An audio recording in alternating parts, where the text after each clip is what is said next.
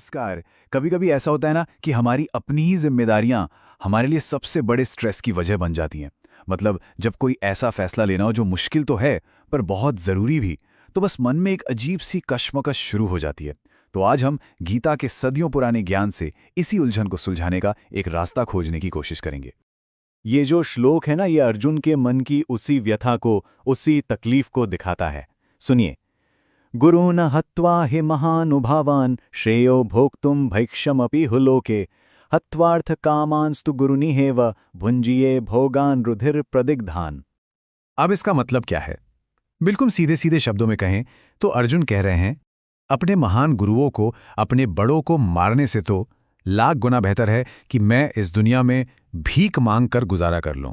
सोचिए, वो एक ऐसे धर्म संकट में फंस गए हैं जहां उन्हें लड़ना भी उन्हीं लोगों के खिलाफ है जिनका वो सबसे ज्यादा सम्मान करते हैं। तो ये सिर्फ किसी पुराने जमाने की, किसी युद्ध की कहानी नहीं है। नहीं, ये तो हमारे आज के जीवन का आईना है, एक प्रतिबिंब है। हम सब कभी ना कभी अर्जुन की ही तरह महसूस करते हैं, है ना? जब कोई मुश्किल लेकिन बहुत जरूरी कर्तव्य सामने आकर खड़ा हो जाता है।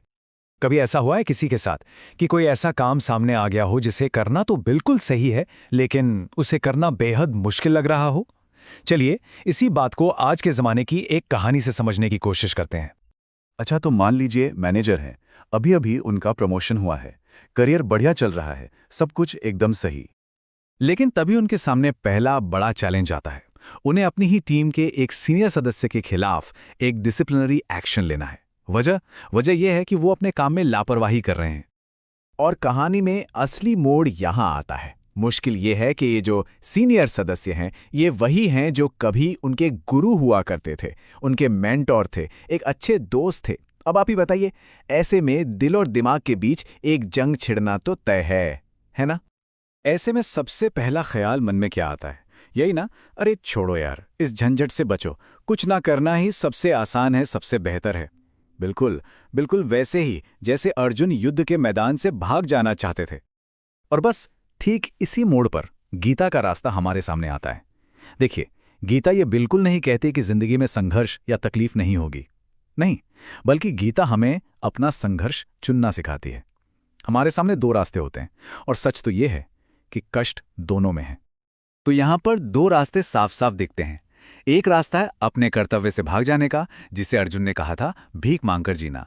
हाँ, इसमें थोड़ी देर के लिए शांति मिल जाएगी, लेकिन जिंदगी भर का पछतावा और सेल्फ रिस्पेक्ट की कमी साथ रहेगी। और दूसरा रास्ता है अपने कर्तव्य को निभाने का, जिसे कहा गया खून से सने भोग। मतलब इसमें थोड़ी देर का दर्द जरूर है, एक मुश्किल बातचीत है, लेकिन आखिर में क्या मिलता है?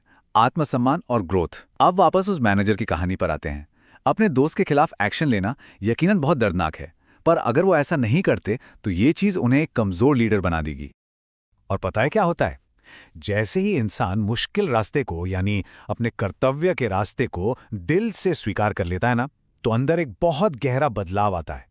मन एकदम शांत हो जाता है और रास्ता बिल्कुल साफ दिखने लगता है। तो असल में होता क्या है? सबसे पहली चीज, जो मेंटल प्रेशर होता है ना, वो कम हो जाता है। वो जो लड़ाई चल रही होती है अंदर, ये करूं या वो करूं, वो खत्म हो जाती है। फिर जो रिजल्ट का डर होता है, वो भी गायब होने लगता है। जिंदगी आसान हो जाती है, सिंपल हो जाती है, क्योंकि अब एक ही काम बचता है, जो सही है बस वही करना है। और इसी से आखिर में मन में एक क्लैरिटी, एक स्पष्टता आ जाती है। तो देखिए, गीता सिर्फ मन को शांत करने का एक फिलोसॉफिकल तरीका नहीं है, इससे कहीं ज्यादा है। ये हमें जिंदगी में प्रैक्टिकल कदम उठाने के लिए भी मोटिवेट करती है। ये हमें जिम्मेदारी से आत्मनिर्भरता की तरफ ले जाती है। भगवान कृष्ण का संदेश बिल्कुल साफ है, एकदम क्रिस्टल क्लियर। कर्म करो, हाथ पर हाथ धरकर असहाय होकर इंतजार मत करो, अपनी जिम्मेदारी खुद उठाओ। अक्सर हम सबको लगता है कि हमारे पास तो कुछ है ही नहीं, हम क्या करें? लेकिन सच तो ये है कि हर किसी के पास, हर एक इंसान के पास तीन चीजें तो होती ही हैं: अपना समय, अपना हुनर और सीखने की क्षमता। और यही हमारी असली दौलत है। आत्मनिर्भरता की शुरुआत पता है कब होती है? तब जब हम शिकायतें करना बंद कर देते हैं और जो कुछ भी हमारे पास पहले से है उसी का इस्तेमाल करना शुरू कर देते हैं। याद रखिए, छोटे छोटे कदम उठाकर ही कोई बड़ा सफर तय होता है। तो गीता हमें अपनी जिम्मेदारी उठाना सिखाती है। अब जो लोग इस रास्ते को, इस विषय को और गहराई से समझना चाहते हैं, उनके लिए कुछ जानकारी नीचे विवरण में दी गई है। इसे देखिए, समझिए, और अगर ये रास्ता आपको अपने लिए सही लगे तभी इस पर आगे बढ़िएगा। तो अंत में बस इतना ही कहना है, अपना कर्तव्य निभाइए।